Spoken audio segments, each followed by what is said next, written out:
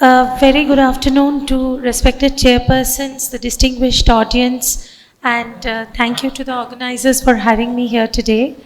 When we have these very challenging cases, I do feel that I am one of those 6 blind men who are trying to decipher what the elephant is.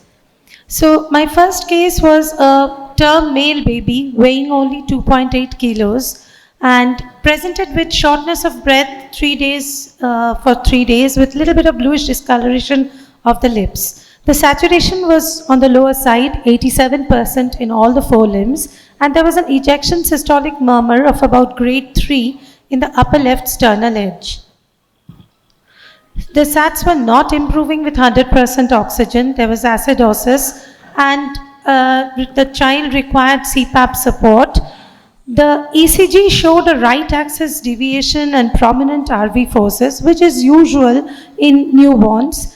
But the X-ray didn't show much cardiomegaly, but there was these increased pulmonary vascular markings.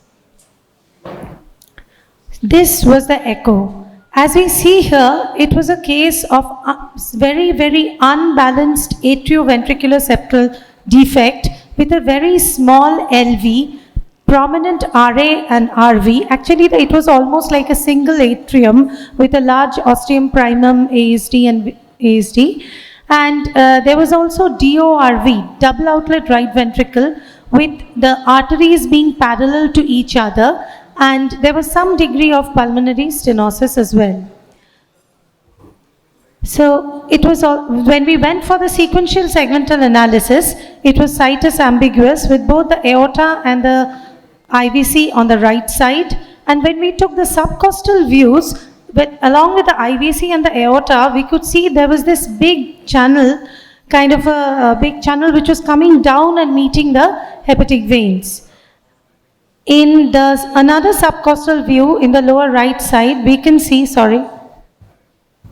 in the another subcostal view on the lower right side, we can see another huge channel which is formed by the pulmonary veins meeting just behind the atria, and it is coming down into the liver sinusoid. So this was a case of infracardiac TAPVC as well. So we can see both the right atrial appendages and the venous channel that is formed by the confluence of the pulmonary veins behind the left side of the atrium, and this is the infracardiac TAPVC as well. So this is a pulmonary stenosis which had a gradient of about 45, and the pulmonary annulus was also narrowish. Both the great arteries coming out from the RV, so DORV. And the branch pulmonary arteries were of reasonable size.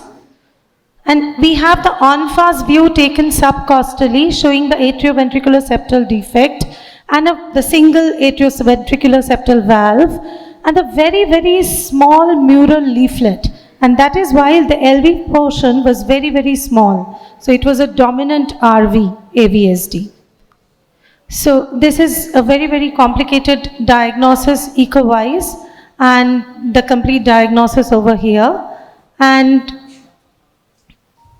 the child had a very stormy period initially requiring furosemide infusion, and then we also added sildenafil in the first 2 to 3 days, required inotropic support with NORAD to maintain the blood pressure. USG showed asplenia and midline liver as well. Subsequently, at the end of the week, the child was stabilized with positive support and a bit of oral diuretics. So this was a case of right isomerism, or part of the heterotaxia spectrum, where both sides of the body are behaving as if both are the right sides, with arterial bronchus, trilobed lungs, and the midline liver. So in right atrial isomerism, as I said, both sides of the heart are as if it's a bilateral right atria with prominent triangular atrial appendages with prominent pectinate muscles on both sides, absence of the left-sided structures, and usually with pulmonary venous anomalies such as extracardiac TAPVC, which was present in our case, unbalanced right dominant AVSD, and pulmonary obstruction. So when to do the surgery, we went into a meeting with the surgeon, and he said that it was decided that since it was a case of balanced hemodynamics, we will wait. And there was, interestingly, no pulmonary venous hypertension, not much of it, because the child was having infracardiac TAPVC, but probably the channel was directly opening into the hepatic veins, and hence it was not much obstructed, at least not symptomatic. So we will follow it up and ultimately lead to a BD Glenn operation with or without a PA band, depending on the degree of pulmonary stenosis. So our second case was a 2.5-month-old baby, 4.5 kilos, had developed cough and cold with feeding difficulties for last 1 month, and having deep cyanosis, which was improving somewhat with moist oxygen, bilateral Krebs, and in drawing, prominent precordium, hyperdynamic precordium, and a very prominent P2. So there was again a little bit of cardiomegaly, patches in the heart, but the ECG showed right axis deviation and prominent RV forces. And this is the echo showing a chamber formed just behind the left atrium, and we can see that the right-sided pulmonary veins in the lower right side is opening into the coronary sinus, whereas on the lower left side, if you see, the left-sided pulmonary veins are opening into the vertical vein and then to the innominate and then to the SVC.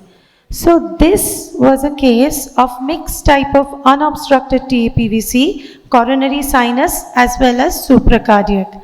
On the lower right side, you can see there is a small OS ASD which is shunting totally right to left. So TAPVC, though, is a surgical disease, the non-obstructed variant behaves like an ASD, though with cyanosis, like a cyanotic heart disease with a increased pulmonary blood flow.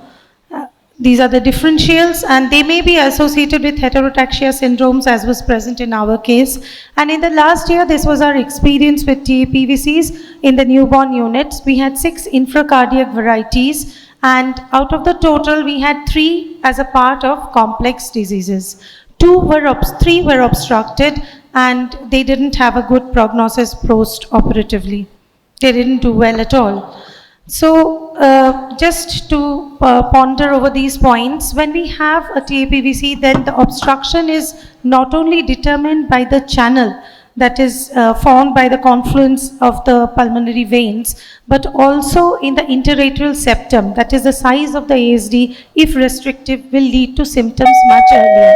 They may not have any murmur, there may be borderline saturations and feed intolerance in the newborns, and sutureless surgical techniques has decreased the number of side effects of the pulmonary venous stenosis. And of course, in our cases, sildenafil was initially helpful in stabilizing the patients. But when we have heterotaxias, we should look beyond the heart as well, because the other systems may also have major anomalies. So thank you for your patient hearing.